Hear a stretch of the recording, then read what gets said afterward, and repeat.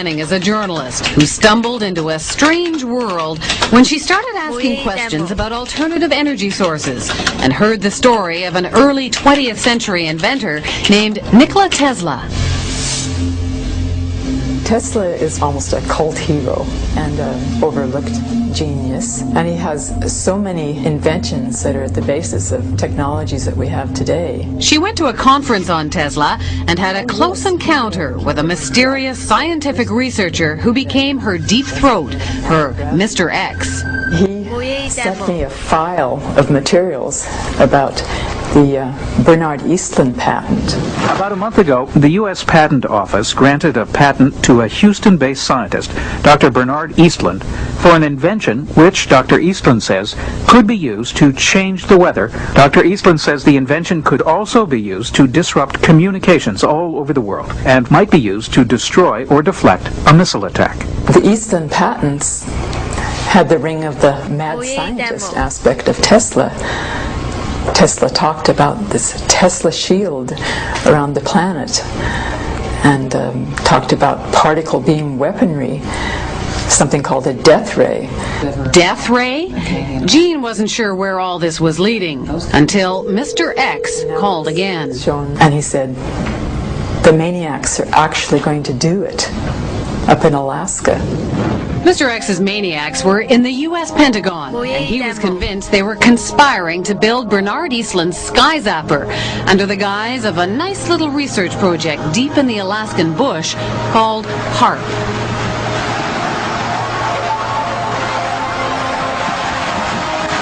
The basic concept is to build a very large antenna, then to utilize a large amount of power and to beam those radio waves up into the upper atmosphere.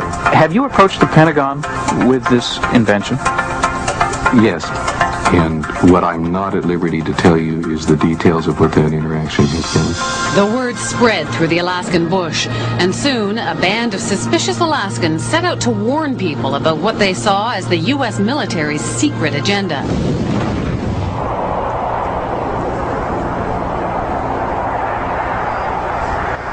And what you have with HAARP is sort of the universal hammer for geophysical warfare. Mick Begich is the chief conspiracy theorist. So when did you know that you were onto something? I think as soon as I saw the references to Tesla's work, and when I read Bernard Eastlund's original patents, I realized that what we really had here in Alaska was a prototype for a ground-based Star Wars weapon system.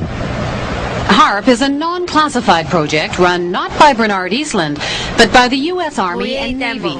The official HAARP story is told by one man, John Heckscher. It consists of several types of transmitting instruments and numerous scientific instruments that study the natural ionosphere and the ionosphere that has been perturbed by the instruments that we are building. The ionosphere is a sea of electrically charged particles in the upper atmosphere, and the instrument is a powerful radio wave transmitter. Does it have any military applications? The site itself is strictly a scientific research site.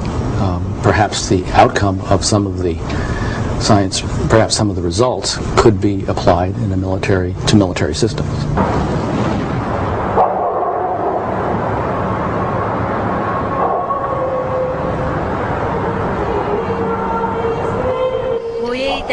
Just a little physics project?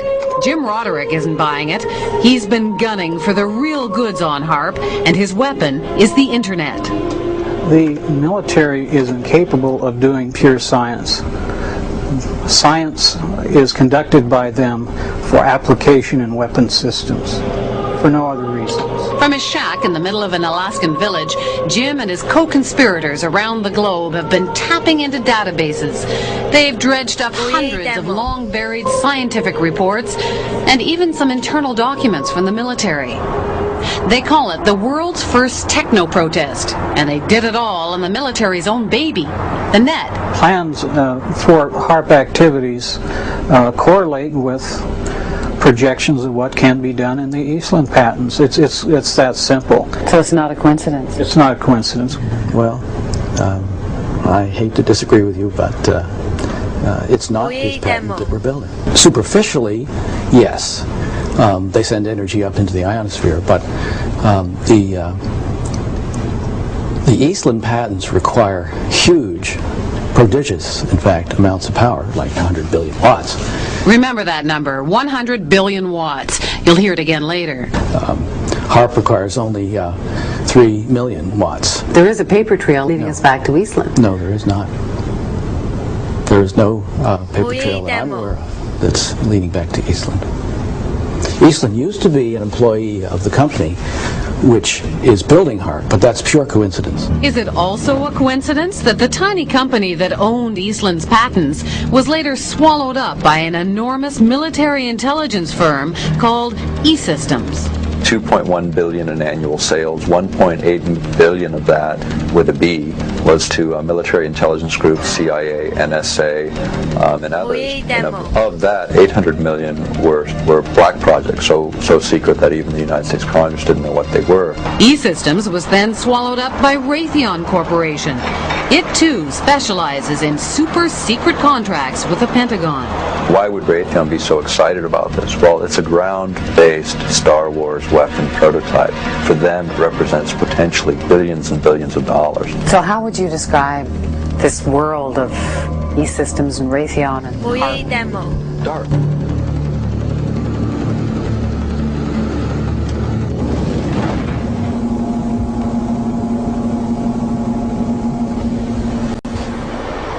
There's a lot of people around here that have a really lot of strange ideas, and I think many of them are pretty bizarre.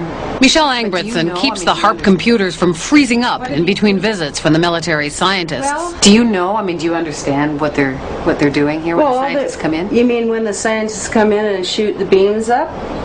Yeah, they're shooting the beams up, and I think that heats a little small space in the ionosphere, and then you've got guys that are sitting on computers, and you've got people putting up weather poles that measure weather and everything like that. I mean, there's something spooky going on here. There have been claims made by some scientists that that you could heat up the ionosphere and affect local weather. If you were to do Eastland patents, I have no doubt that's the case. Claims are being made that it could disrupt global communications. Global? Yes, No. that it could shut down another country's communication system and enhance your own. Not HAARP. Not HAARP in As it is Alaska. now. No. But you couldn't disable any systems? Those that use, if the systems used a path which was accessible to the HAARP beam, yes. Starting to sound like Eastland's invention to you? Well, remember, John Heckscher says HAARP has nowhere near the power levels Eastland talked about. It seems like this entire thing has been a matter of disinformation. Eric Nashland understands the military. He spent 15 years in the service as a radio engineer. He knows deception.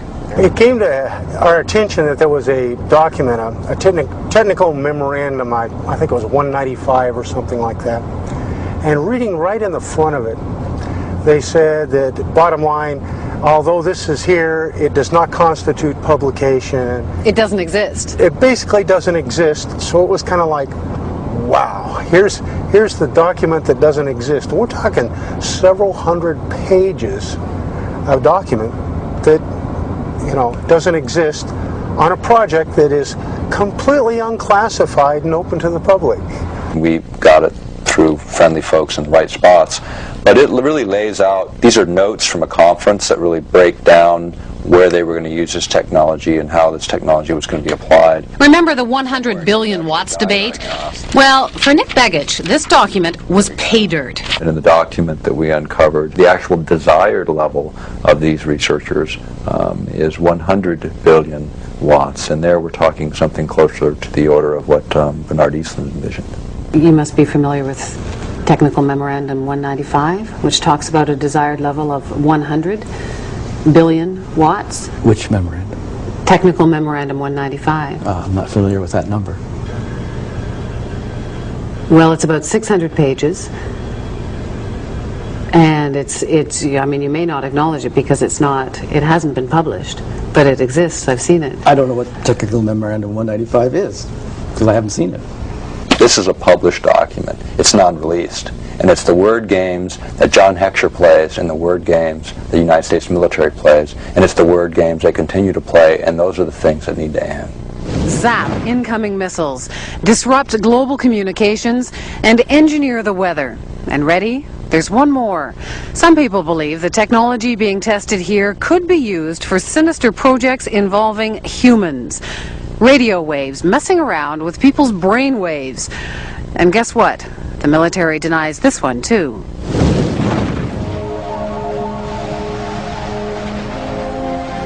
The human mind is subject to being affected by radio frequency energy, and that's what this device is.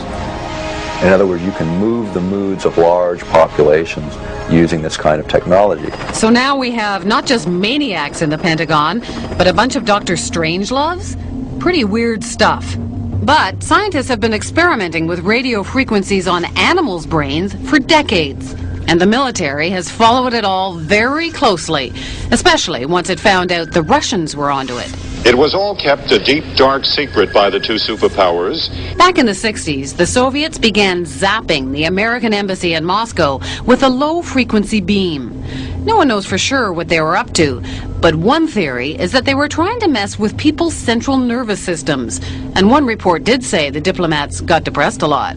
And hey, just think of all the nifty applications against the enemy. Why blow people up when you can drive them crazy? From documents dating back into the early 80s, we see that the military had discussed the possibilities of mind control through radio frequency energy. The possibility is there. The military has studied it. A 1982 Air Force report called radio frequency energy a major new research initiative and said that RF can, quote, disrupt normal purposeful behavior. A 1987 military report called for more research on RF energy as a non-lethal weapon, while pointing out that most of the existing technology is classified. And sure enough, in 1993, there was a big conference at Johns Hopkins University. Here, the entire conference was classified.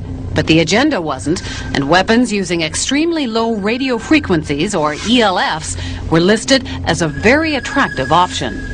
Is it just a coincidence that there's been all of this talk and that HAARP will be experimenting with this? Is that all just coincidence? I believe the ability of ELF to affect the mind is a side issue for us. It may be real. I can't say. It's been exceedingly difficult to find information on what is supposed to be a major new initiative of the military. All we see is HAARP. Well, then I'm being kept in the dark, if that's the case. The question is, well, could they, would they? And we believe they can, and we believe they will. Somewhere, at some point, all of this technology merges at some level within the Pentagon, and it happens to be in Alaska, and it happens to be now. It isn't just conspiracy theorists who are concerned about HAARP. In January of 1999, the European Union called the project of global concern and passed a resolution calling for more information on its health and environmental risks. Despite those concerns, officials at HAARP insist the project is nothing more sinister than a radio science research facility.